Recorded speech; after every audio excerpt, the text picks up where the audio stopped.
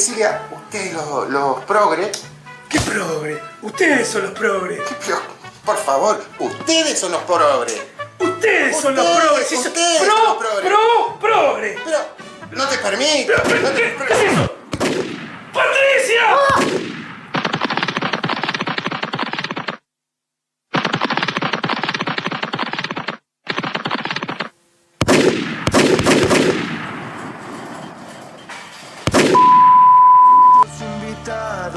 Bienvenidos, bienvenidas, buenas noches. Gracias por sintonizar Brotes Verdes como cada martes aquí en la pantalla de C5N. Es una noche caliente para el mundo de la política. Estamos en vivo desde el Congreso de la Nación, en la Cámara de Diputados. Están discutiendo detalles del presupuesto desde el mediodía, desde la 1:44, cuando finalmente consiguió quórum esta sesión de altísimo voltaje. Una sesión en la cual se está hablando de un montón de cosas que impactan sobre tu bolsillo. El impuesto a las ganancias, cambios en distintos gravámenes, la creación de algunos también.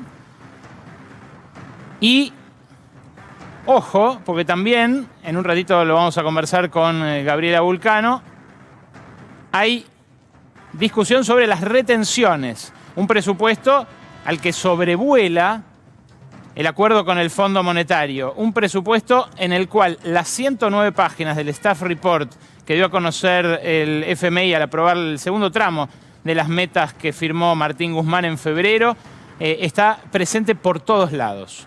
Es un presupuesto de ajuste que divide aguas tanto dentro del oficialismo como en la oposición. De hecho, el quórum se obtuvo sin que se sentaran en sus bancas algunos diputados oficialistas importantes, como Máximo Kirchner, el anterior jefe de la bancada oficialista.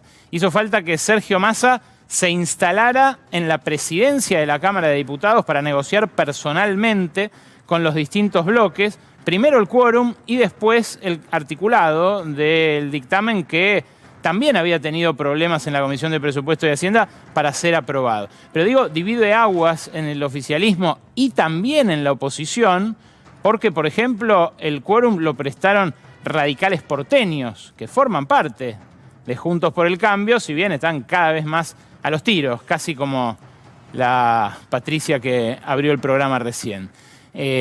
Hubo socialistas santafesinos también, que bajaron al recinto, permitieron que se iniciara la sesión y todavía está planteada la incógnita de cómo va a dividirse la votación, no solamente en el presupuesto en términos generales, que lo más probable es que se apruebe esta madrugada, sino también en el detalle del artículo por artículo, en el cual también vamos a ver cómo se reconfiguran las alianzas y cómo se reformatea la gobernabilidad de un país que entra en crisis a un año electoral. Estamos ya cansados de mostrar el contenido de ajuste de este presupuesto. Hoy no los voy a aburrir con números porque tengo en instantes una entrevista exclusiva que le hicimos esta tarde a Mariana Mazzucato, una de las economistas, diría yo, de las 5 economistas más prestigiosas y novedosas que se pueden leer hoy en este momento en el planeta.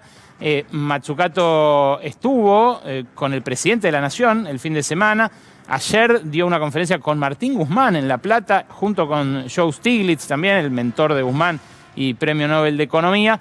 Pero créanme que vale la pena escucharla respecto de el ajuste eterno, la deuda y las posibilidades del Estado, cada vez más débil, como comentábamos la semana pasada, frente a un capital que se empodera, no solamente acá, sino en general en el mundo. Pero 2 placas simplemente para ilustrar dónde estriba el ajuste de este proyecto de presupuesto. Lo mostramos en base a un trabajo interesante que es el de Argentinos por la Educación. Argentinos por la Educación, lo que hizo, yo vengo mostrando, por ejemplo, el que hizo la Oficina de Presupuesto del Congreso, y la Oficina del Presupuesto del Congreso hizo notar que el ajuste es de más del 3% en términos reales de todas las partidas. ¿Qué hizo Argentinos por la Educación, que es una ONG que se dedica específicamente a este tema? Calculó las partidas, pero con la inflación no la del 60%, que prevé el propio proyecto de presupuesto, sino con la inflación que esperan los economistas de la Citi, los que releva el propio Banco Central. Una inflación del orden del 90% para el año que viene.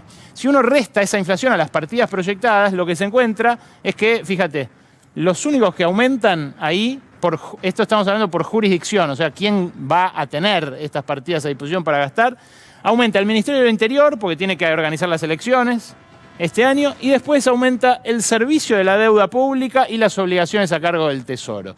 Todas las demás jurisdicciones se ajustan frente a la inflación, insisto, que prevé el REM, el relevamiento de expectativas del mercado. ¿Cuánto se ajustan? Ahí estás bien parado, mirá. El Ministerio Público, 3,8%. El de Ciencia y Tecnología, 5,3%. La Jefatura de Gabinete de Ministros, 7,5%. Obras Públicas, el 8,4%. Derechos Humanos, Justicia, Trabajo, están todos ajustándose entre el 10 y el 15%. Y la barra naranja que ves ahí es la de la educación. 15% de recorte en términos reales respecto de lo que se va a ejecutar este año. Eso es lo que pide el Fondo Monetario. Concretamente sobre educación, que es un rubro en el cual ya este año hubo ajustes. Recordarán ustedes el Plan Conectar Igualdad, la infraestructura de jardines de infantes. Lo primero que sufrió la guadaña de Cristalina Georgieva cuando asumió Sergio Massa y empezó a hacer guiños ante la realidad de que no se llegaba a cumplir con la pauta de ahorro prometida al Fondo Monetario. El presupuesto del Ministerio de Educación está entre los 6 que más se ajustan. Repito, de las jurisdicciones está entre las 6 que más se ajustan. Y es más del doble el recorte que el promedio de la Administración Pública Nacional, que estima este mismo informe en el 6,8%. ¿Por qué lo digo? Porque cambia si uno lo calcula con la inflación real o con la inflación que parece un deseo en el proyecto de presupuesto.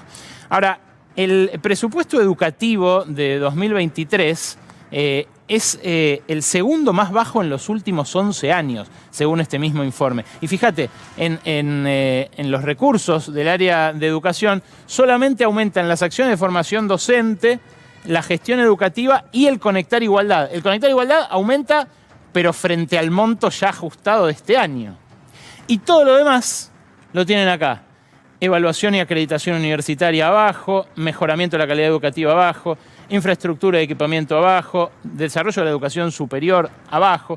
Son todos rubros que llegan a recortarse hasta el 50%, que es lo que se ajusta la información y adecuación en calidad educativa. Es algo que, repito, genera mucha discusión dentro del oficialismo. Ayer Máximo Kirchner dio una entrevista de más de una hora donde tuvo palabras muy duras respecto del presidente de la Nación, Alberto Fernández, respecto de la idea de su entorno de prohijar una candidatura, aunque sea en primarias, el año que viene, y donde también se refirió a Sergio Massa, el ministro ejecutante de toda esta partitura, como alguien que está administrando consecuencias. Es un respaldo por ahora que se mantiene, pero es un respaldo muy condicionado, el del kirchnerismo a Sergio Massa. En un momento, repito, en el que se están reconfigurando las alianzas a nivel nacional, con un montón de ministros que eligen refugiarse en sus respectivos distritos y abandonan el gabinete, casi como la casa de Gran Hermano. Uno por semana, le van avisando, algunos más, algunos menos, pero eso también expresa hasta qué punto estamos en un momento bisagra para la coalición, para las coaliciones. ¿Por qué digo para las coaliciones? Miren esto, en el articulado del proyecto inicial se introdujo en el artículo 103 una desgravación impositiva del impuesto a las ganancias. Esa desgravación es muy curiosa porque se introduce a pedido de la bancada radical, justamente la que dio quórum hoy, la que responde a Martín Lustó, a Emiliano Jacobiti, y es un subsidio a la educación privada. Lo que permite hacer este artículo, el 103, es desgravar una parte de lo que un trabajador que paga ganancias, un trabajador bien remunerado que paga ganancias, gasta en educación privada para sus hijos, para su familia. Esto, en el contexto actual de crisis, implica, primero, un subsidio, una desgravación para ese sector de asalariados de altos ingresos. Hoy más de 330.000 pesos brutos hay que ganar para pagar ganancias. Pero también un subsidio para la educación privada, en un contexto en el cual, como te mostré recién, la educación pública se está ajustando severamente. ¿Qué dijo Hernán Lacunza, el último ministro de Mauricio Macri, respecto de esto? Bueno, mostró el graph, mostró lo que estaba contando la televisión cuando se introdujo esta cláusula. Se podrá descontar de ganancias el 40% de las cuotas del colegio. Y opinó esto, que ves acá. Paga ganancias el 10% de la población con mayores ingresos. 51% de los chicos es pobre. O sea, para Lacunza, esto es algo injusto. Lo propusieron sus socios de coalición. Lo propusieron los radicales que, insisto, le dieron quórum al gobierno para votar el resto del articulado, con el cual el macrismo tiene otros reparos. Pero hasta ese punto llega la divisoria de aguas que establece el ajuste en cada uno de los campamentos. Hay muchas otras cuestiones que los dividen, pero acá está lo más concreto. Acá está lo que, bueno, cambia el día a día y los ingresos, sobre todo, de una parte de la población. Que, bueno, tiene también sus consecuencias electorales. Cada uno buscará el guiño a la parte del electorado que cree que le puede sonreír, pero en el medio está el sistema impositivo en general, que este gobierno había prometido modificar, reformar integralmente, y que no lo hizo. No supo, no pudo o no quiso. Otra discusión que cruzó estas últimas semanas de debate en comisión, pero específicamente esta última, desde que un diputado del oficialismo introdujo una cláusula para que los jueces y el sistema judicial en general vuelva a pagar impuesto a las ganancias, es esa, la exención para los magistrados. Y la exención para los magistrados es un privilegio que no es gratis. Hoy Pablo Bernasconi, uno de los ilustradores que a mí más me conmueven de la Argentina, un hombre que ilustra en distintos medios de aquí y del exterior, hizo esta imagen, publicó esta imagen en sus redes con esta cita de Dwight Eisenhower: un pueblo que valora sus privilegios por encima de sus principios perderá ambos. Y ahí está el juez sobre el martillito, que no se llega a ver todo, pero sobre el martillito haciendo equilibrio sobre su privilegio. Son 237.000 millones de pesos lo que va a costar la exención de ganancias para el sistema judicial. Esto es 4 veces lo que el Ministerio de Desarrollo Social destina a comedores, es 5 veces el presupuesto del Ministerio de Mujeres, Géneros y Diversidades, que tanta gente quiere eliminar, cerrar. Bueno, esto es 5 veces. Es 1/3 de lo que el Estado destina a la asignación universal por hijo. O sea, se podían incrementar en un 30% esas asignaciones. Y es 2/3 del potenciar trabajo. Claro, es una rémora, es un privilegio de casta el que tienen los jueces y los fiscales. De hecho, nacido, hay que historizarlo, ¿no? Esto es una discusión que viene en los años 30, cuando se creó el impuesto a los réditos, pero que tiene como último granito el momento en el que la Corte Suprema de Justicia de Nazareno, año 96, establece que la intangibilidad de los ingresos de los jueces es intocable. Se había intentado modificar ese año la ley de impuesto a las ganancias y la Corte dijo, bueno, sí, todo lo que quieran, pero nosotros no garpamos. Un juez de la Corte Suprema de Justicia gana más de 2 millones de pesos. Un juez de primera instancia gana más de 1 millón de pesos. Si un obrero de una automotriz, si un jerárquico de una empresa de servicios, si un legislador o si el presidente ganan ese monto, tienen que pagar un 35% sobre el mínimo no imponible en impuesto a las ganancias. Los jueces no, los fiscales tampoco. Todo el resto del sistema judicial tampoco. Y hay una discusión, porque de hecho hubo una movilización hoy de los judiciales, hay una controversia que protagoniza la izquierda, que anunció la bancada del FIT que no va a apoyar este artículo para que pague ganancias del sistema judicial. La discusión del salario no es ganancia. Lo vamos a hablar con Jorge Altamira en un ratito, que también vino a nuestros estudios.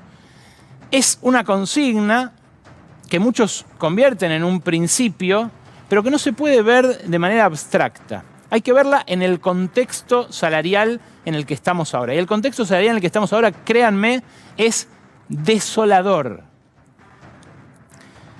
Esto que vas a ver ahora no es información pública. Lo conseguí de fuentes oficiales y lo que muestra es la realidad de los 8 millones de trabajadores y trabajadoras que están en relación de dependencia en blanco, en el mundo formal.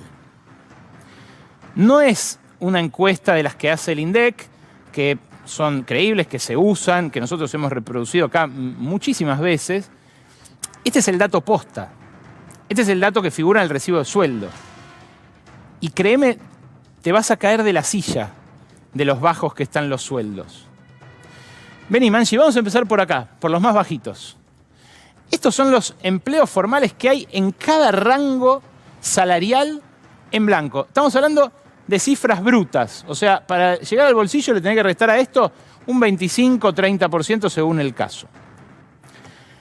Hay casi 700.000 trabajadores que figuran cobrando menos de 27.000 pesos. Es el 8% del total. Y vos mirás, ¿menos de 27.000 pesos? Sí. Claro, es imposible que alguien trabaje por ese dinero, porque está por debajo no solo del salario mínimo, está por debajo del umbral de inanición. Lo más probable es que los que cobran esto en la factura reciban un resto del sueldo en negro. Pero fíjate cuántos son. Y fíjate cuántos son los que están entre 27 y 40.000, otros 335.000. Fíjate cuántos están hasta 67. Estos son datos del sueldo cobrado en agosto. O sea, hace 2 meses. Puede haber aumentado un poquito, no mucho. Si sumás todos los que están debajo de 67.000, tenés 1 de cada 4 empleados en relación de dependencia. Repito, lo más probable es que esos tengan un resto del sueldo en negro, porque nadie trabajaría. El salario mínimo en ese año estaba en 45.500. Ahora, fíjate lo que es el rango salarial. Repito, no es una encuesta, no es que le preguntaron, porque en la encuesta lo que pasa es que mucha gente subdeclara. Acá no hay subdeclaración. Hasta 93.000 hay otro casi millón de trabajadores, entre 67 y 93.000. Entre 93.000 y 120.000, buscate, si querés. Buscate a ver dónde están tus ingresos y vas a ver si estás en más o menos en el medio, debajo, en el promedio, en la mediana. Con los jueces seguro que no, los jueces se escapan, están en la última. Ahora vas a ver cuál es la última franja. Fíjate, 1,5 millones cobran entre 120.000 y 160.000. Repito, bruto. A eso hay que restarle un 25%. O sea, estaríamos hablando de entre 90 y 120 de bolsillo. Ahí hay casi 1 de cada 5 trabajadores. Y sigue acá. Acá tenés entre 160 y 240, tenés otro 1.315.000. Y después, los que cobran arriba de 240, ya empiezan a ser menos. Un sueldo de 320.000 pesos brutos, o sea, de 260, 270 netos, no es un sueldo altísimo. De hecho, no estaba alcanzado en ese momento por el impuesto a las ganancias, porque el impuesto a las ganancias en ese momento tenía un piso de 280 de bolsillo. Y sin embargo, son solamente 561.000 los que llegan ahí. Entre 320 y 400 hay solo 3% de empleados y empleadas. Y arriba de eso, fíjate, solamente 6%, arriba de 400.000 pesos de bruto. Los jueces integran este último y selecto renglón, el de los de más de 4.800, pero créeme que de esos 293.000, los que ganan 1 millón como los jueces son poquísimos. Poquísimos. Este es el universo de los supuestos privilegiados. El universo de los que tienen la ley cumplida en su recibo de sueldo. Aquellos a los cuales nadie le birla un aporte patronal, una aplicación de una paritaria, de un convenio colectivo de trabajo. Así de bajos están los sueldos. Por eso, digo yo, y sin pretender subirme a la pelea de nadie, que por supuesto es todo absolutamente libre, pero quizás el problema no sea que pague impuestos alguien que gana más de 300.000 pesos. Quizás el problema no sea el impuesto a las ganancias, que es un impuesto progresivo. Es un impuesto que justamente a la compañía del ingreso, si estuviera bien pensado y bien estructurado con sus alícuotas, haría más justo nuestro sistema económico. El problema es que los sueldos son muy bajos. Muy bajos. Y que venimos de 6 años de ajuste salarial. Eso está en la base de la crisis que afecta a la economía argentina y es algo que lamentablemente ni oficialismo ni oposición están encarando con la atención que creo se merece. Esta es la realidad de los que están en blanco.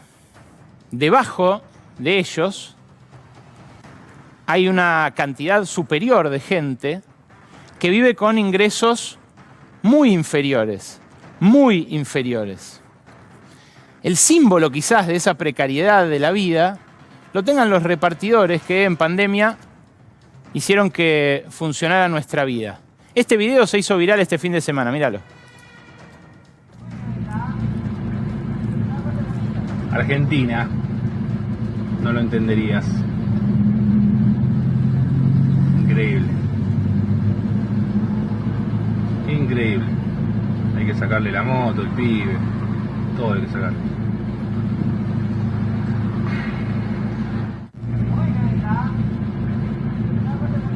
Argentina. Bueno, la falta de empatía del que lo filma no le permite ver que este muchacho estaba llevando ahí, sí, en condiciones deplorables y sin ningún tipo de seguridad, a su propio hijo. Pero este símbolo, el símbolo de la precariedad de nuestra época, es el símbolo de la insuficiencia de ingresos que ese repartidor, Horacio, explicó ante las cámaras cuando la gente de la Agencia Nacional de Seguridad Vial fue a verlo. Escuchalo porque realmente es espeluznante lo que cuenta y es la realidad de millones de trabajadores y trabajadoras en la Argentina. Hola, buenas tardes, acá estoy presente. Mi nombre es Horacio. Ayer, en el día de ayer, me firmaron el 143 y 49 cuando venía a repartir. Venía con el nene atrás y me venía para la casa de mi papá.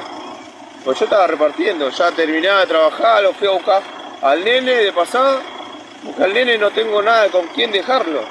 Yo trabajo, mi señora trabaja, tal cual, y si tengo que pagar una niñera, tengo que trabajar para la niñera, y el nene no come nada. La realidad, yo día a día me sustento repartiendo pizza, vendiendo pan casero, vendiendo lo que sea, señora, en la calle.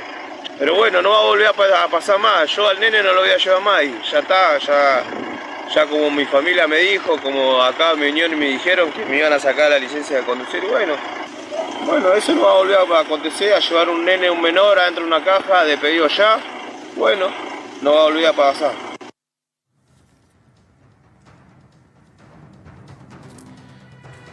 Si lo dejo con una niñera, no come.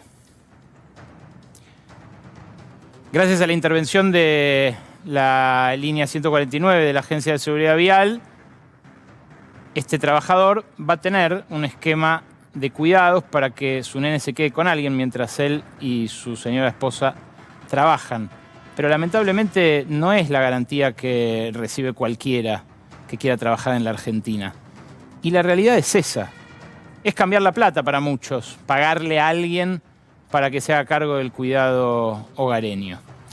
Lo poco que queda de la red de contención del Estado está en cuestión por la discusión que se está dando en el presupuesto. por la discusión que se está dando en el Congreso sobre el presupuesto, el ajuste que dictamina el Fondo Monetario. Pero claro, es parte de una estampida global en contra de los derechos adquiridos durante décadas que están llevando adelante las élites, en los países ricos incluso, contra su propio sentido común. Este lunes asumió Rishi Sunak, el nuevo primer ministro británico, que acá en esta escena estaba discutiendo con Liz Truss, que es esa funcionaria, esa parlamentaria que fue primera ministra durante 45 días nada más, que venía con un programa económico a lo Milei, a lo Macri-Milei, debería decir ahora, porque la verdad que Macri está cada vez más en esas posiciones. Duró eso, 45 días.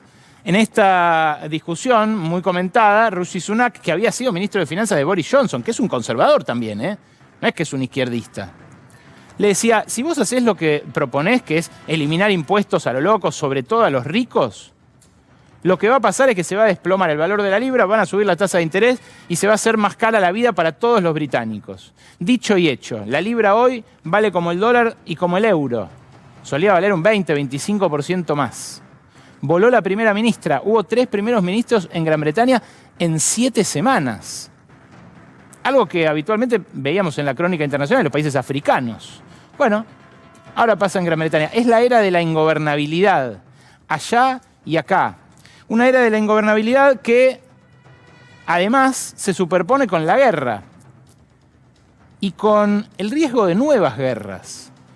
Porque este fin de semana cerró el Congreso del Partido Comunista Chino con una escena que recorrió el mundo, que es esta, en la cual sacan de las axilas a Hu Jintao, el anterior secretario general del Partido Comunista, sentado justo al lado de Xi Jinping, que es este, que está aquí, que fue empoderado para un tercer mandato, cosa que desde Mao Zedong no se permitía.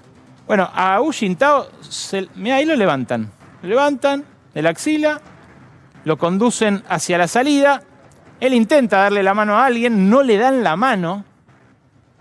Es una escena del más cruento despoder que pone de manifiesto hasta dónde llega la tensión, en todos lados, en Oriente, en Occidente. En este Congreso que se hizo viral por esta imagen, también faltó la palabra paz en la declaración final, que siempre solía ser el Partido Comunista Chino en sus congresos. Claro, no es la hora de la paz en Oriente.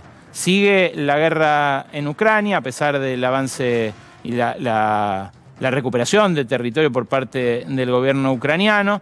Y está Taiwán, ahí, brillando conflictiva desde la visita de Nancy Pelosi. Y si aparecen más guerras, ¿está listo nuestro Estado para asistir a la población que caería bajo la línea de pobreza en caso de más disparadas de alimentos y de commodities? ¿Aguanta nuestro sistema económico otro subidón de costos? Son preguntas que nadie puede responder, francamente, enfrascados en sus tires y aflojes internos, sus mezquindades. Es una pregunta que casi nadie se hace. Algunos sí, Algunos sí. Está muy pendiente, por ejemplo, Cristina Fernández de Kirchner de lo que vaya a pasar este fin de semana en Brasil.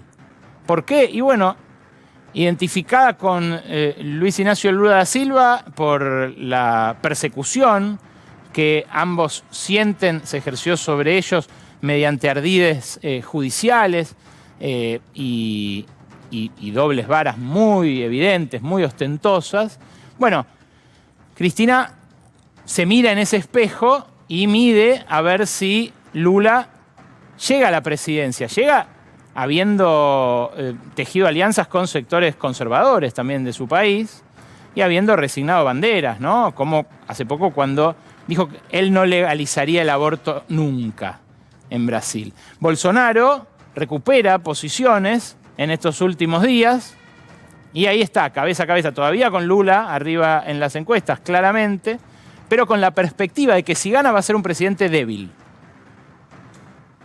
Un presidente con el Parlamento en contra, con los gobernadores en contra y con una opinión pública dividida a mitades. Si gana Bolsonaro también va a ser débil. porque va a haber perdido en la primera vuelta y va a haber hecho una remontada contra una mitad del país que cree que es un fascista. Esa era de la ingobernabilidad, la transita en Argentina un gobierno muy débil, un gobierno divididísimo, donde ya no se hablan las fuerzas más importantes que lo integran y donde además, desde el atentado contra la vicepresidenta, flota el tufillo de la violencia política. Sobre eso vamos a hablar con Lucía Isikoff, que nos trajo para hoy los nuevos nexos que encontró la justicia entre los detenidos de Revolución Federal, el grupo el de la guillotina, Jonathan Morel, el que recibió millones de pesos de la cuenta de los hermanos Caputo, y Patricia Bullrich. Sí, así como lo escuchaste. Patricia Bullrich, candidata a presidenta, tiene nexos concretos que vamos a revelar esta noche con el grupo de Revolución Federal. Sobre esto también le voy a preguntar a Altamira. Y acordate, en segundos nada más, Mariana Mazzucato y todo lo que está pasando en el Congreso en una cobertura exclusiva hasta las 12:30 en este nuevo Brotes Verdes, horario extendido, en el que nos vamos a quedar un ratito más. Para los que nos decían, por ejemplo, que las entrevistas estaban siendo muy cortas o que no nos estaban cabiendo todos los informes. Avisos y arrancamos. En el Congreso de la Nación se sigue discutiendo el presupuesto. La sesión, como decíamos, empezó a la 1:44 y hubo momentos tensos, pero que no fueron precisamente en el recinto, ¿verdad, Gaby Vulcano? Bienvenida, buenas noches. ¿Qué tal, Ale? La gran pregunta es, ¿están los votos para aprobar el presupuesto 2023? Bueno, los votos para aprobar el presupuesto en principio los tiene garantizados el oficialismo, por un lado con los propios votos del bloque del Frente de Todos y también algunos opositores que van a acompañar. En Juntos por el Cambio venían diciendo todos que iban a acompañar en general, después dieron marcha atrás desde el PRO y dijeron nos vamos a abstener, que es una manera también de permitir que se pueda aprobar el presupuesto, pero la gran incógnita que hay por estas horas tiene que ver puntualmente con dos artículos de este proyecto. Uno es el que prorroga las facultades del Ejecutivo Nacional para fijar retenciones. Ajá. Ahí desde Juntos por el Cambio casi todo el interbloque dijo no vamos a acompañar este artículo porque creemos que el gobierno lo que quiere es aumentar las retenciones y no estamos de acuerdo con eso. Desde el interbloque federal, uno de los interbloques que suele a veces votar con el oficialismo y otras veces con Juntos por el Cambio, dijeron tampoco, de ninguna manera vamos a acompañar este artículo, así que está difícil para el gobierno poder aprobar ese artículo, pero... Perdón, Gaby, ¿esto es lo que le permitió, por ejemplo, a la sociedad rural meter un amparo para barrer con el 100% de las retenciones? Así es. Es uno de los temas que preocupa al gobierno por estas horas porque en caso que no se apruebe, queda la incógnita de qué va a pasar con esto. ¿Va a quedar tal cual como están ahora las retenciones o no? ¿O se van a dejar de cobrar estas retenciones porque no se termina esa facultad del Ejecutivo justamente para fijarlas? Bueno, el otro gran tema tiene que ver con algo que la verdad que llamó muchísimo la atención en el Congreso, que es el artículo 100, que es el que establece que los jueces y los trabajadores judiciales empiecen a pagar ganancias. Vos recién lo decías, muchos trabajadores y trabajadoras pagan ganancias, pero los jueces hasta el momento solamente pagan ganancias aquellos que fueron designados a partir de 2017 por una ley que votó el Congreso. Para atrás no pagan ganancias, hablabas de sueldos de 1 millón de pesos, 1,5 millones de pesos mensuales. Bueno, esos jueces no están pagando ganancias. ¿Qué es lo que está diciendo Juntos por el Cambio, que es la principal fuerza opositora? No vamos a acompañar y dan distintas excusas. Te cuento algo que hoy me decían en el pasillo del Palacio Legislativo que la verdad llamaba la atención. A ver. Algunos integrantes de, por ejemplo, el bloque de Evolución Radical, que son los que más estaban a favor de apoyar esta iniciativa, me dijeron, mira, la verdad, nosotros creemos que hay que votar a favor, pero no hay más que mirar la tapa de los diarios, no hay más que ver la presencia y los aprietes que están haciendo desde el Poder Judicial. ¿Y a qué se referían puntualmente? En el día de ayer, en la Cámara de Diputados, la Comisión de Presupuesto y Hacienda recibió a los representantes de las principales organizaciones que nuclean a magistrados y abiertamente, porque eso fue televisado, dieron los argumentos de estos representantes por qué no les parecía que empiecen a pagar ganancias. Te tiro una frasecita que me parece que deja bastante claro. Ellos lo que decían es, bueno, se afecta lo que tiene que ver con la intangibilidad de los sueldos. Mariano Llorens, que es un juez de la Cámara Federal, sí, que tuvo a cargo muchísimas causas contra la vicepresidenta Cristina Kirchner, que fue el juez que visitó a Macri cuando era presidente en la Quinta de Olivos, que visitó la Casa Rosada en 2018 para reunirse con algunos de los asesores del expresidente. Bueno, este juez dijo ayer en la Cámara de Diputados... ¿Fue él en persona a defender? Fue él en persona. Mirá. Fue uno de los que fue a defender justamente esta postura de que ellos no quieren que se avance con este artículo. Sí. Bueno, dijo, es incómodo discutir frente a la cantidad de pobres que hay en la Argentina. Bueno, discutir esto frente a la cantidad, pero aclaró... Por lo menos le da incomodidad. Le da incomodidad, sí, pero no quiere que se avance... Lo hace igual. No quieren que se avance sobre ese tema. Bueno, ahí el PRO, el radicalismo... También dijeron que no van a apoyar. En el radicalismo hay una discusión, si se quiere, interna sobre este tema. Pero lo que te decía, la mayoría acepta que hay que discutirlo, pero lo quieren discutir en una ley aparte. Lo que dicen es no tiene que estar en el marco del presupuesto. Pero hasta ahora en el oficialismo dicen los votos no los tenemos. Y se analizó la posibilidad... Pero pará, ¿no vota todo el oficialismo el proyecto? Bueno. ¿Qué pasa con Máximo Kirchner, por ejemplo? No, a esta hora. El oficialismo, en principio, sí apoyaría. Hoy me decía uno de los diputados sindicales que representan también al sector sindical, yo no quiero votarlo porque no estoy de acuerdo que los trabajadores judiciales también tengan que empezar a pagar ganancias, pero tampoco quiero que mi bloque pierda la votación porque le falta un voto. En ese caso, votaría a favor. Vanessa Siley, que es otra de las diputadas que representa a los sindicatos, la verdad es que también está con dudas sobre ese tema. Pero no es que hay un cisma, no es que hay un sector que ya haya anticipado abstención como en el Fondo Monetario. No, dentro del oficialismo eso no está. Sí se habló de la posibilidad de negociar que esto se discuta en una ley aparte. Bien. Por ahora lo que dicen es el artículo se mantiene, se va a votar a la madrugada y lo que sí reconocen es por ahora los votos no están. Sale sin eso. Sale sin eso, pero lo que dicen... Los que no lo voten van a tener que explicarle a la sociedad por qué sí está bien que paguen el impuesto a las ganancias algunos y que otros no. Gracias, Gaby. Clarísimo. Les prometí una entrevista especial y es lo que van a ver ahora. El primer fragmento, vamos a tratar de compartir 2 fragmentos hoy y otra tercera parte jugosa también el martes que viene, de Mariana Mazzucato. Mariana Mazzucato es una economista de origen italiano que trabaja en Gran Bretaña. Para mí, una de las 4 o 5 economistas más interesantes del mundo para escuchar, para leer hoy. En su momento desarmó el mito del héroe emprendedor cuando en 2 libros, El Estado Emprendedor y El Valor de las Cosas, contó hasta qué punto todas las innovaciones de un teléfono celular, por ejemplo, las desarrolló el Estado y terminaron alimentando las ganancias de grandes corporaciones.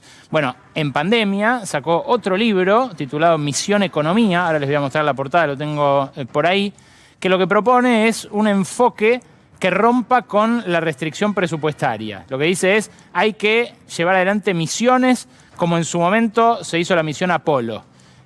Intentar llegar ahí sin reparar en gastos para después, en todo caso, reorganizar la actividad en torno a esas misiones sin las cuales nos extinguimos. Ella dice, el capitalismo avanza hacia su destrucción y la humanidad también.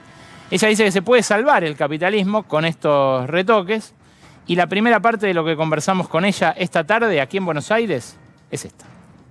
El enfoque de misiones que propone en su último libro usted, el Estado tiene un rol clave.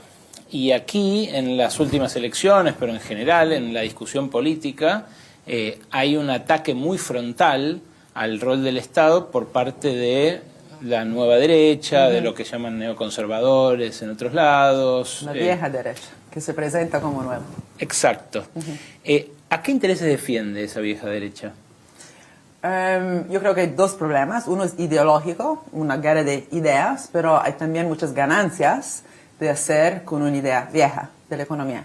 Entonces, por eso hay una inercia en el sistema, porque no es solamente una batalla de ideas, es también una batalla por las ganancias de un sistema que debería ser por la gente, por el público, para un bien colectivo, y ves, en fin, es por un bien muy privado de pocas personas.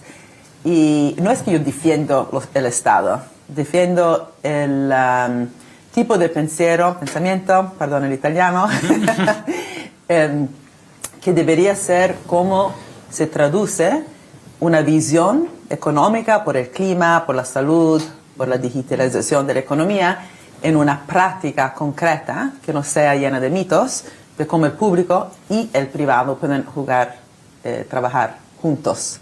Y no solo público y privado, también hay el tercer sector, no sé cómo se dice en español. Y la cosa que yo no entiendo es como la derecha, que usted la llamó la derecha, que yo creo es una vieja derecha que se presenta como modernidad, no veo tanto lo que van a ganar teniendo esta perspectiva que es simplemente el mercado, ¿no?, que va a dar una dirección a la economía. Porque por primero el mercado y la empresa no son la misma cosa. El mercado es un resultado de cómo se organiza la empresa, cómo se gobierna, corporate governance es en inglés, y cómo se organiza el Estado, que yo creo que no se ha organizado bien, está siempre solamente, en economía se dice, corrigiendo las fallas del mercado.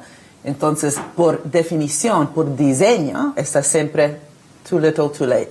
Demasiado poco, demasiado tarde. Siempre llenando un hueco que se hace porque la empresa no hace algo. Eso es imposible de hacer cosas interesantes juntos, de tener una inteligencia colectiva por los desafíos que tenemos si uno de los dos está solo llenando un hueco que se hace porque uno no hace algo. Como una relación, ¿no? Una pareja, si uno está siempre haciendo lo que el otro no hace porque está flojo, va a ser una relación muy aburrida y se van a divorciar. Y entonces, la misma empresa creo que puede ganar con un Estado más, no grande, pero inteligente. Un Estado también con un valor público que lleva y traina la inversión, sea público y privado, en torno a misiones muy interesantes que pueden ser carbon neutrality. Sí, neutralidad de carbono. Bueno, a nivel de una ciudad, una región, el reducir el digital divide, la división digital, que sabemos que durante el lockdown muchísimos estudiantes no tuvieron su derecho humano para estudiar porque tenían el broadband muy débil. Entonces, un problema de este tipo necesita innovación, necesita soluciones en el mundo privado, pero con una visión pública. ¿Entiendes? ¿No? Entonces, no es pública o privada, es visión pública en una economía democrática. No estoy hablando de donde hay un dictador, ¿no? Entonces, no, para nada. En teoría, uno debería ganar la elección sobre una visión, por ejemplo, verde o algo. Una vez que estás eleccionado, estás en poder, tienes que hacer, tienes mucho de hacer, y es imposible que el Estado lo hace solo o que la empresa lo haga solo. Entonces, la ideología no tiene lugar en un mundo innovativo. Lo que pasa es que estas ideas, que además están ganando predicamento y espacio... ¿Cuál ideas? Las ideas del Estado mínimo, que incluso proponen retrotraerse antes del Estado mínimo liberal. Sí. Dicen incluso que el Estado no tiene que ocuparse de la salud o de la educación. ¿Cómo podemos llegar hasta ahí desde este creciente consenso antiestatal? Si la Yo no gente... estoy de acuerdo. El mundo que está andando bien no tiene este mito. Es el mundo que no crece, como el mundo argentino. disculpen, pero lo voy a decir, donde este mito de la derecha tiene mucho poder y por eso no hay desarrollo. Entonces, si vemos a Singapur, uno de los países más innovativos, si vemos a Alemania, a Dinamarca, bueno, también Brasil, antes de Bolsonaro, donde había un banco público muy fuerte, BNDES, o donde hay ciudades, por ejemplo, acabo de estar en Bogotá, donde hay un alcalde, Claudio López, muy interesante, que está invirtiendo en la cura pública, pero en un modo muy innovativo en la ciudad. Entonces, eso es importante, de no dejar que la derecha manipula la historia de lo que está pasando en el mundo. Claro, no es verdad. Pero Italia, Gran Bretaña, claro, pero Estados hay también, Unidos. vemos en Latinoamérica, hay Colombia, hay Chile, Argentina, esperamos que hay Brasil. No estoy diciendo que está bien, estoy diciendo pausa. El primer fragmento de la conversación con Mariana Mazzucato, ahora, porque nos quedamos hasta las 12:30 en el nuevo horario de Brotes Verdes. Después de las publicidades vamos a ver la segunda parte. Este es el libro de Mariana Mazzucato, el que publicó en pandemia, Misión Economía. Es un libro de muy simple abordaje, realmente para no solamente para economistas, es para el público en general. Lo recomiendo y, bueno, lo que dice Mazzucato tiene que ver con todo lo que veníamos hablando antes. Altamira, gracias por venir a Brotes Verdes. Gracias por invitarme. No, y por la paciencia también, ¿eh? No, es un honor interesante. tenerte. Escucharte también, algunas observaciones que hiciste son novedosas, sacadas fuera de la INDEC, sobre cómo está repartida la Pasmoso población. eso, ¿no? Claro, es absolutamente impresionante. Bueno, el Congreso está discutiendo en ese contexto impuesto a las ganancias y un ajuste a pedido del Fondo Monetario. ¿Cómo lo evaluas en principio? Mira, en síntesis es un plan de guerra contra los trabajadores, porque lo que están haciendo ahora es diseñar un texto, pero después lo tienen que aplicar. Y entonces vamos a una confrontación muy fuerte, porque para añadir a toda la contribución que has hecho sobre esta cuestión, la UNICEF ha denunciado que la atención a la niñez en Argentina en este presupuesto baja de 2.700.000 millones a 1.700.000 millones. 1 billón. La UNICEF. Es decir, las Naciones Unidas se dieron cuenta que con modificar el lenguaje inclusivo y hablar de las infancias es simplemente una pantalla para bajarle con un hacha a la niñez, que es la parte de la población donde el índice de pobreza es mucho más elevado. Eso es absolutamente impresionante. Después el presupuesto tiene muchas irregularidades metodológicas. ¿Por qué se mete una deducción de ganancias para las cuotas de las escuelas privadas? ¿Por qué no lo discuten en una ley impositiva? Sí, claro. Esto es un lobby que se ha metido acá, porque al mismo tiempo se anuncia un aumento de las prepagas del 13%. Bueno, ¿eso por qué no lo discutieron? Porque las prepagas llevan en este año 130% de aumento. Entonces vos tenés un plan que es ejecutado por un gobierno nacional y popular, y esto explica por qué hoy en el Congreso, fuera de nuestra organización que se movilizó contra este presupuesto, no estaban los sindicalistas, no estaban todos los progresistas, porque estaban en el Congreso votando esta ley, discutiendo para votarla. ¿Qué pensás vos de la posición del bloque del FIT respecto del impuesto a las ganancias? Porque no van a votar el artículo 100, que es el que pone fin, o propone poner fin a la desgravación por los jueces. Lo que ocurre es que, según vos lo dijiste, no se los escuché a ellos, ellos atienden al personal judicial. Y entonces dicen, bueno, le van a poner ganancias a los trabajadores. ¿Vos actuarías judiciales. igual en ese sentido? No, tendría que pensarlo de nuevo porque estas cosas en el Parlamento se manejan siempre, yo lo he vivido, de una forma un poco pérfida y uno lo puede perfectamente desmantelar. Jorge, Ahora, te quiero comentar una cosita. Te quiero preguntar sobre lo que dijo Mazzucato y además seguirte escuchando, pero vamos a hacerlo después de estos avisos que son los que cierran la hora y abrimos la hora siguiente con el resto de la conversación con Jorge Altamira. Quédate que Brotes Verdes dura media hora más.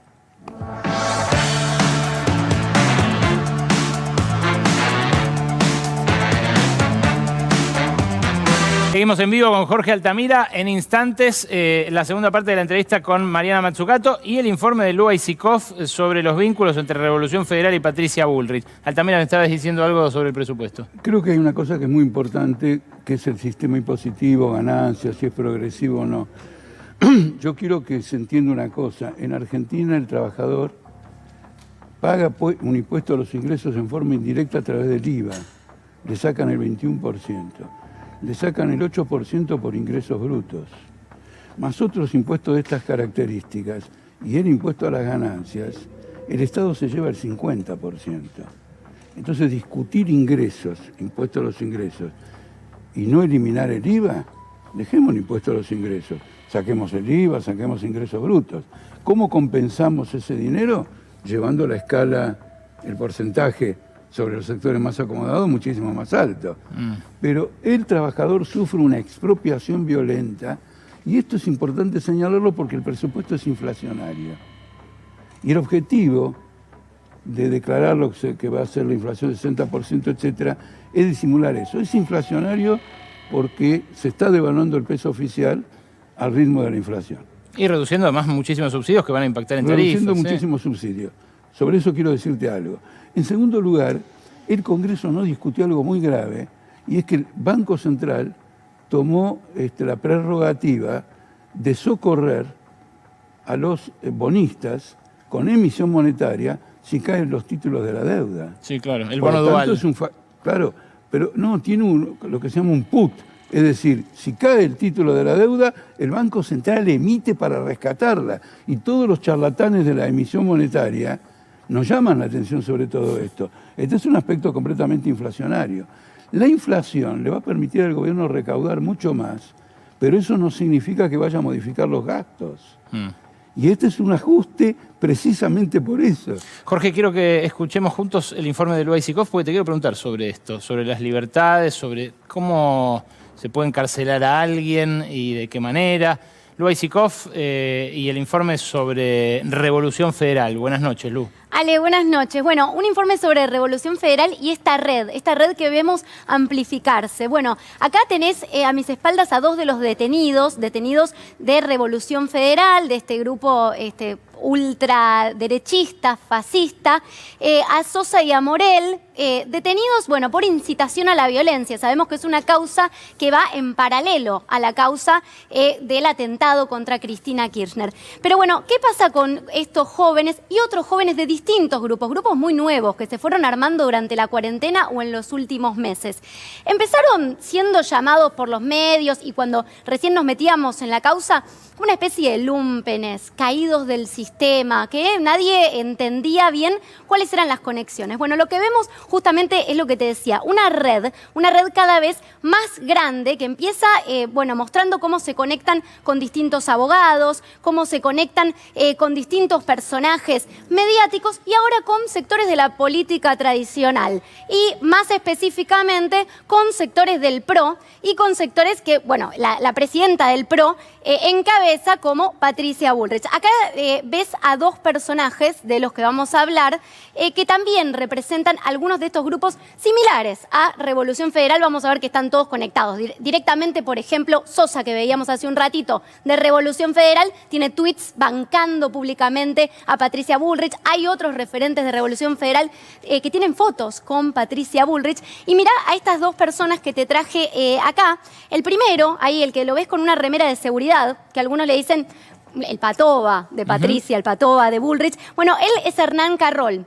¿Cómo aparece ahora? Sabac Montiel, cuando renuncia a su defensa oficial, dice en esa carta que hemos visto en los últimos días, públicamente, manuscrita por Sabac Montiel, que Carroll me nombre a un nuevo abogado defensor y además también explica que tiene con qué pagarlo, ¿no? Que tiene recursos. Supuestamente se habían visto una sola vez en la vida, eso es lo que dice Carroll, pero Sabac Montiel lo trae directamente a este personaje que se jacta de haber unido a Patricia Bullrich y a Javier Milei, que empieza a tomar una trascendencia mediática durante la cuarentena porque era el fundador de Gimnasios Unidos, estaban contra la cuarentena. Después forma este grupo que es Nueva Centroderecha, que de centro tiene poca, pero sí, es la Nueva Centroderecha de Carroll. Y bueno, se lo ve directamente bancando a Patricia Bullrich en distintos actos. Y acá más... Perdón, Lu, Carroll no está preso. Carroll no está preso, no, por supuesto. Y acá tenemos a otro de estos personajes, que es Marcelo Peretta, que es directamente el candidato de Patricia Bullrich para la ciudad de Buenos Aires. ¿No era sindicalista de farmacia? Es un sindicalista del gremio farmacéutico. ¿Sabés cómo se llaman? Se autodenominan los flacos, ¿no? En contraposición a los gordos de la CGT. Es el sindicalismo que quiere Patricia Bullrich, que ha bancado en distintos actos, incluso en su acto de lanzamiento, ahí lo ves con Pichetto, para la ciudad de Buenos Aires. Ale, insólitos, te digo, las cuestiones que plantea Peretta, como por ejemplo hacer una especie de muro, no un muro de concreto, sino un muro digital para que los delincuentes no entren a la ciudad de Buenos Aires. Dice, bueno, entran trabajadores, pero también entran delincuentes, tenemos que generar una especie de muro, ¿no? Para identificarlos. Bueno, y ahí lo ves, por ejemplo, a Peretta, que está haciendo como una especie de nexo para traer a más de estos personajes ultrafascistas como Danan, en este caso un Instagramer conocido que le gusta fotografiarse con falcon verdes en el Día de la Memoria, por ejemplo. Ese tipo de personajes con un discurso, reitero, neofascista, digo, muy, muy corrido a la derecha, y todos tienen fotos con Bullrich, incluso el Presto, bueno, todos personajes que se van linkeando entre sí. Una Patricia Bullrich, Ale, que directamente, bueno, fue la única dirigente de la primera plana de la política, con la salida también de Milei, que no quiso repudiar directamente el atentado a Cristina Kirchner. Y si querés, repasamos, escuchamos lo que decía Patricia Bullrich y explicando por qué no lo repudió de ese modo. A mí lo que no me gusta es que me quieran obligar, como si fuera una policía de la palabra, a decir una determinada palabra. Yo dije, frente a un hecho de terrible gravedad, yo siempre estoy contra la violencia y por el imperio de la ley. Ahora, lo que no me gusta es que venga una policía de la palabra y que me diga, vos tenés que decir esta palabra, y si no dijiste esta palabra, no repudiaste. Bueno, una Patricia Bullrich que mide con distinta vara algunas cuestiones, porque recordemos que metió preso a un tuitero, digo, avanzó con una investigación para que un tuitero que había puesto una canción de cancha contra Macri terminara preso. No fue el único durante el gobierno de Macri, donde Patricia Bullrich estaba a cargo de la seguridad. Y acá te traigo a un tuit que pone Florencia Arieto, una dirigente súper cercana a Bullrich, que ahora, bueno, en esta diferenciación que empieza a ocurrir en Juntos por el Cambio, Arieto se acerca más a Santilli, se va moviendo, se ha movido por todo el arco político Arieto, pero representa bastante el discurso de Patricia Bullrich, y ella plantea un argumento que se empieza a escuchar en la defensa de los jóvenes de Revolución Federal y de la derecha que está en contra, ¿no?, de esta causa por incitación a la violencia. Ella dice que a Sabrina, que es una de las detenidas, a Sabrina Basile, la tratan como una delincuente. Dice,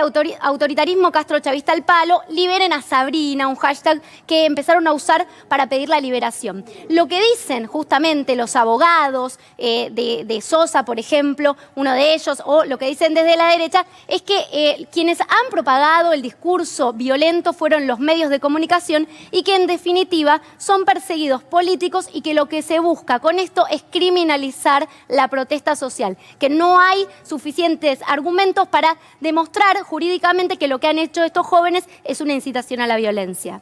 Gracias, Lu. Son vínculos, como vos decís, que configuran una red, pero que, bueno, no terminan de unir a estos últimos detenidos con la escena del crimen, con la escena del intento de magnicidio contra Cristina Fernández de Kirchner, ¿no? Sí, totalmente. No hay, a ver, tenemos dos causas en paralelo, una que es la del atentado y otra que es la que tiene que ver con estos jóvenes que están presos de Revolución Federal, y por la que empezábamos a hacer un nexo, una red con otros grupos de discurso muy violento. Pero por supuesto que en la causa del atentado, si bien Cristina manifestó muchas veces que tendrían que unificarse ambas causas, en la causa del atentado no hay nada que involucre a estos distintos grupos. Pero sí, bueno, por supuesto, la discusión sobre la incitación a la violencia, porque con pruebas que da la AFI sobre lo que dijeron estos jóvenes en lugares como Twitter Space, pero también en la calle haciendo scratches, es que matarían a los kirchneristas, claro. Claro, consideran que el discurso, y de hecho con banderas y bueno, con distintos scratches que han hecho en distintos ámbitos. Así que, pero son muchos más, ¿no? Los de Revolución Federal. Sigue siendo un grupo chico, pero hay 4 detenidos de más o menos unos 40 que se mueven junto a ellos. Gracias, Lu. Justamente sobre esto le quiero preguntar a Jorge Altamira, porque en su momento, vos, Jorge, cuando eras legislador porteño, reivindicaste que pudiera jurar, me acuerdo, una procesista, Elena Cruz. Una procesista. Sí. Y vos decías, si le impiden a ella, porque supuestamente incita a la violencia, este mismo sistema después nos puede llegar a proscribir también a los que somos de izquierda. Es fino el límite, pero ¿para vos son perseguidos políticos? No, no lo dije de esa manera. Sí, te cito de memoria. No, pero es importante la diferencia. Digamos, es importante la diferencia, porque había una comisión que hacía 6 meses que estaba discutiendo este problema de Elena Cruz y no se ponían de acuerdo, entonces finalmente hubo una sesión, la legislatura se convirtió en comisión y había que decidir ahí. Entonces un conjunto de gente de partidos democráticos que apoyaron a la dictadura, se rasgaban las vestiduras y decían no puede subir porque se manifestó... Reivindica Videla. Sí. Por ejemplo, el diputado de la UCD. Un partido que había apoyado a la dictadura decía, no, hay que defender la democracia, porque ahora juegan a la democracia. Y entonces ya la tenemos que sacar. Esta mujer, Elena Cruz, no hacía como esta gente campaña amenazando a nadie. A nadie, fascismo ni nada. En un programa, creo, ella había dicho que admiraba a Videla. Claro. ¿No es cierto? No, estos van bastante más allá. No, por eso. No, aunque fuera más allá, hubo todo un debate. Yo creo que incliné el debate y gané la votación porque señalé lo siguiente.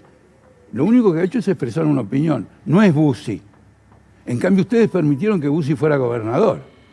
Y eso hoy, en esta discusión, ¿qué te hace pensar respecto de alguien preso por incitación a la violencia? Porque hay un contenido, un agravante, que es la discriminación. Ellos dicen, a tal que cree en algo, lo voy a matar. Al que es kirchnerista, lo voy a matar. Ahora, la pena, el tipo penal no es el de tentativa de homicidio, que es el que les cabe a los primeros detenidos. Es el de incitación. ¿Sobre eso qué pensás? ¿Están bien presos? No se puede separar el atentado contra la vicepresidenta de toda esta situación porque se está investigando si no hay conexiones. Vos mismo, creo que vos dijiste hoy aquí, confirmando lo que dicen otros medios, por supuesto, de que hay una financiación de familiares de Caputo, 13 etcétera. millones de pesos. Entonces ella está tomando un cariz determinado. Cuando vino el atentado, me preocupé en escribir un artículo que después fue difundido, Newsweek, etcétera, señalando la importancia de recorrer esto hasta el final. Ahora, quiero decirte lo siguiente, entre el discurso fascista y la acción fascista, que es lo que importa, no hay ninguna... se pasa fácilmente. No podemos poner una muralla. Hitler no empezó con acciones fascistas. Hitler empezó con discursos fascistas. Cuando vio que con los discursos fascistas reunía fascistas, reunía gente quebrada por el propio capitalismo, porque es muy interesante lo que observó tu compañera recién, en el sentido de que esto empezó a ocurrir en medio de la pandemia. Toda una serie de sectores quebrados por la pandemia, etcétera, y por tanto por el propio capitalismo, que no tiene los recursos para sostener a nadie en un momento fundamental para la humanidad, y que al revés evita que caiga la bolsa con decenas de billones de dólares en todas las plazas del mundo. Vos ves que hay un sector que está arruinado, y es el mismo sector arruinado de la clase capitalista, lo que en cierto modo es la escoria de la clase capitalista que lo ha dejado de esa manera, que no reacciona colectivamente como una clase, con una visión y todo lo demás, sino que está desesperada y está buscando quién es el responsable de esto, y viene Milei y lo organiza para eso. Entonces, entre el discurso fascista y la acción fascista, el tránsito es muy fácil, es preparatorio, y eso tiene que ser combatido políticamente. Reducirlo a la figura legal de incitación a la violencia, no lo va a impedir, no va a impedir el paso a la acción. No va a impedir el paso a la acción, y por otra parte es una figura vacía de contenido. La legislación argentina no tiene nada que ataque realmente al fascismo, y no lo va a tener de ninguna manera, porque el Poder Judicial argentino se mantuvo entero con la dictadura militar y después no cambió sucesivamente, salvo por fallecimientos o alguna cosa por el estilo. Jorge, siempre es un gusto recibirte. Gracias por venir. Muchísimas gracias. Órbita Noticias y el último tramo de Mariana Mazzucato.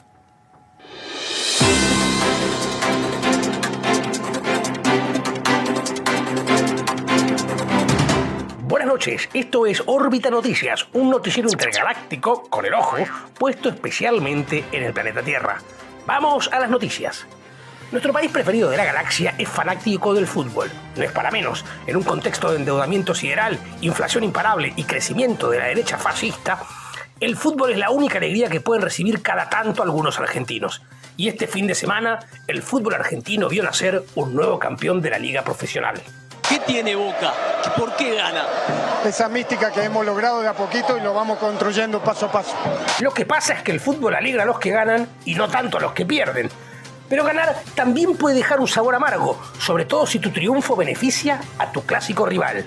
Yo entiendo si hay hinchas tal vez enojados o tal vez frustrados.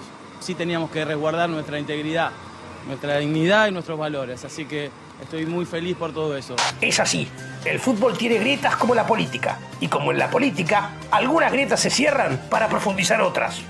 La verdad, señor Gallardo, valga por todo lo que nos hizo sufrir a los hinchas de Boca, muchas gracias por haber dado ese ejemplo de que si uno traiciona sus valores, los traiciona para siempre. Y de esto estamos hablando en el para qué. Las coincidencias entre fútbol y política no terminan allí. Así como el expresidente Macri comparó a su gobierno con el primer tiempo de un partido de fútbol, algunos utilizan las numeraciones de los jugadores para hablar de su lugar en la gestión. Del 1 al 10 mi vida viene 2. Durísimo. Ah, no dice que es un 2 porque tiene que defender su área para que no lo caguen a goles. Lo está calificando. Bueno, con la inflación que hay, a lo mejor ese 2 se convierte en un 3 y capaz para julio-agosto ya es un 10. Hablando de 10, nunca falta en la política y el fútbol alguna referencia al más grande. Porque ahora me ven así, pero en el año 73 fui uno de ustedes y jugué el campeonato Evita. Había aparecido un equipo que a todos nos llamaba la atención, nadie entendía muy bien de dónde habían salido. Se llamaban los Cebollitas. Y en ese equipo jugaba Diego Armando Maradona. Bueno, haber estado en el mismo lugar en el que jugó el ídolo máximo de Argentina antes de ser profesional es una anécdota bastante devaluada, como el peso argentino. Pero eso también repercute en el fútbol. El talento de los pibes argentinos y el cambio favorable hace que cada vez más cazatalentos compren jugadores cada vez más jóvenes. ¿Dónde? En la ciudad natal de Messi. En Rosario, en un barrio, en una esquina, estaban vendiendo bebés a 60.000 pesos. ¿Qué? ¿Cuánto? Sí, 60.000 pesos. Nos despedimos con el pronóstico para la semana que viene. Si van a viajar a la Tierra y les proponen entrar en un partido, tengan cuidado de no terminar hechos pelota. Soy Hugo Neptuno y... ¿Qué? ¿Cómo? ¿Le falta uno para jugar? ¡Pero claro!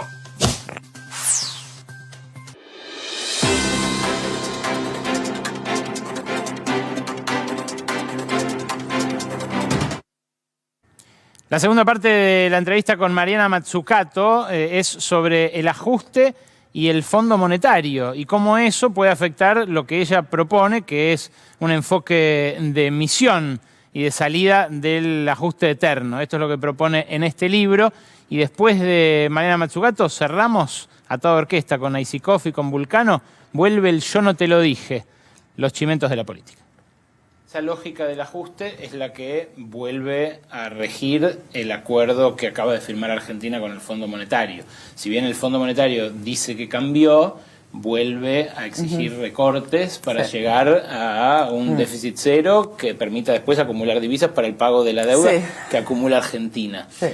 ¿Cómo se puede salir de esa trampa? Bueno, eso es un círculo vicious, ¿cómo se dice? Vicioso, no virtuoso, que nunca va a trovar solución. Entonces te damos, ¿no?, un préstamo, en cambio que cortas, pero para cortar no puedes invertir por crear riqueza para repagar el débito. Claro. Entonces vas pian piano al infierno, al último grado de Dante, donde ya no puedes pagar nada y estás, Mia Motley lo llama el double jeopardy.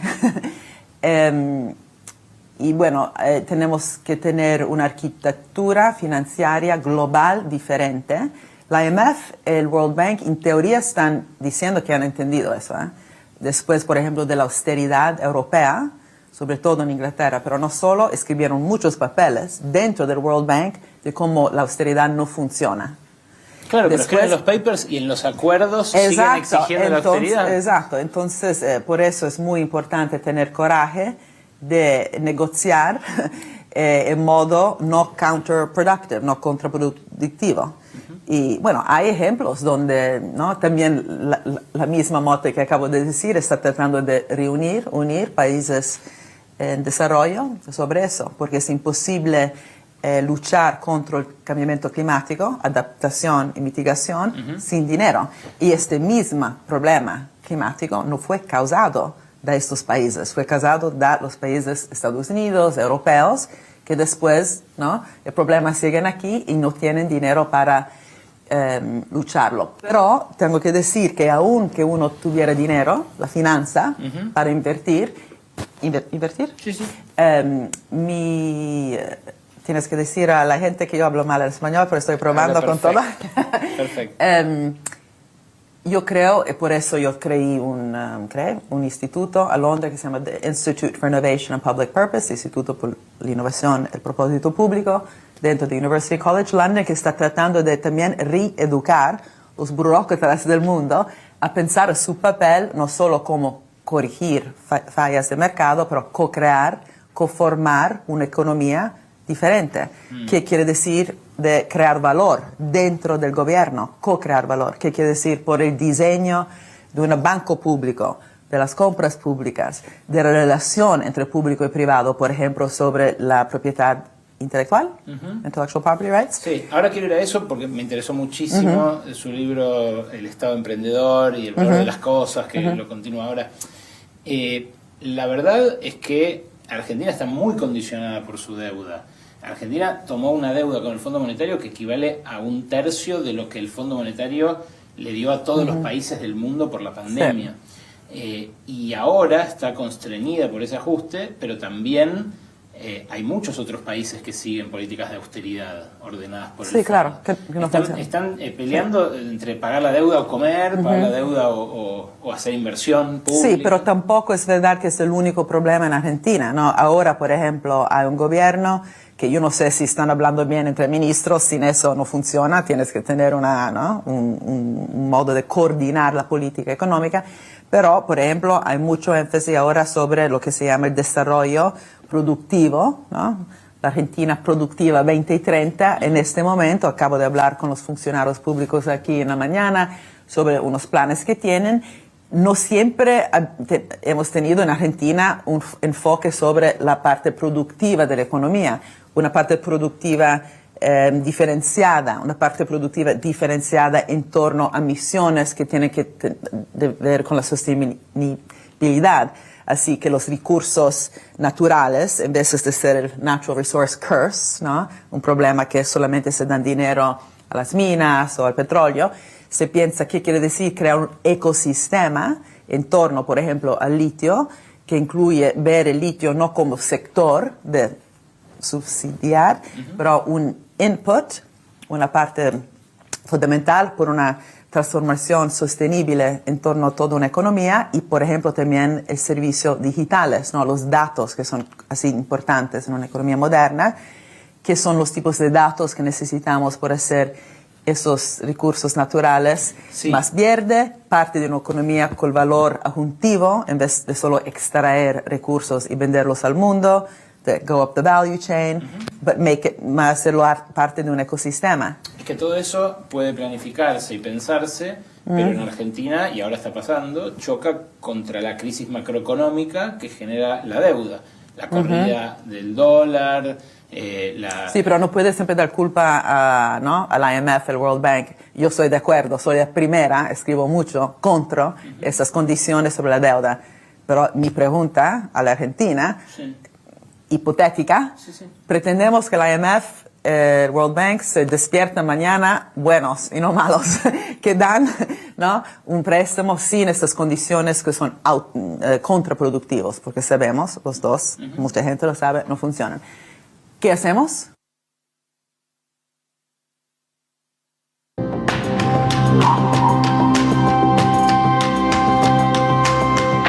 Yo no te lo dije, yo no te lo dije, yo no te lo dije. Volvió la trastienda del poder, los pasillos que hablan, las paredes que espían. Yo no te lo dije, yo no te lo dije. ¿Quién arranca, Aisiko? Yo arranco, Ale, yo no te lo dije, pero ayer, en la presentación del libro de Macri, hubo alguien que no pasó por la alfombra roja, pero estuvo, generó revuelo y dio que hablar. Silvia La Turca Magdalani, la ex número 2 de la AFI, acá a la vez es una foto de Federico López Claro. A tal punto generó revuelo que circulaba entre grupos de WhatsApp de gente que estaba presente ahí en la presentación, una foto más borrosa y decían, ¿es ella? ¿Puede ser? Recordemos que espió a ajenos, pero también a propios. A muchos de los que estaban ahí viendo la presentación. Impresionante. ¿Vulcano? Yo no te lo dije, pero en el equipo de Horacio Rodríguez Larreta ya están analizando qué impacto tuvo el noviazgo que él blanqueó hace poco con Milagros Mailín. ¡Epa! ¿Y qué hicieron? Lo que pensamos es, bueno, fueron a las encuestas. No. Pusieron en un buscador, en el conocido buscador de Google, el nombre de Horacio Rodríguez Larreta en las últimas semanas y vieron que se buscó su nombre cerca de 12 millones de veces. Ajá. ¿Qué pasó con Milagros Mailín? Bueno, en 3 días, 7 millones de búsquedas a su nombre. Así que lo que dicen es, hasta ahora lo que estamos viendo es que sirvió ese blanqueamiento del noviazgo que tiene hoy el alcalde. No sea tan mala, Vulcano. No es que lo hicieron por eso. El amor se abre camino también. Yo no te lo dije, pero hay al menos un centenar de empresarios argentinos radicados en Uruguay que están bajo la lupa de la AFIP, porque encontró el cuerpo de inspectores de grandes contribuyentes nacionales que no estaban cumpliendo con los requisitos para que se los siga considerando ciudadanos fiscales uruguayos. No digo que sean necesariamente estos, pero estos son 3 de los que últimamente se hicieron uruguayos para no pagar impuestos acá. Y hay, como te digo, al menos 100 que no cumplen. ¿Cuáles son los requisitos? Pasar más de la mitad del tiempo en Uruguay, no tener aquí prepagas ni otras membresías, sí allá. Y al parecer lo que hacen es se asocian a clubes, sacan prepagas y demás, pero pasan unas horas en Uruguay y se van a Miami o a Europa. Yo no te lo dije, pero algunos le van a revocar el beneficio. Gracias, Aisiko, gracias, Vulcano. Hasta la próxima. El martes que viene a las 11, acá, Brotes Verdes. Chau.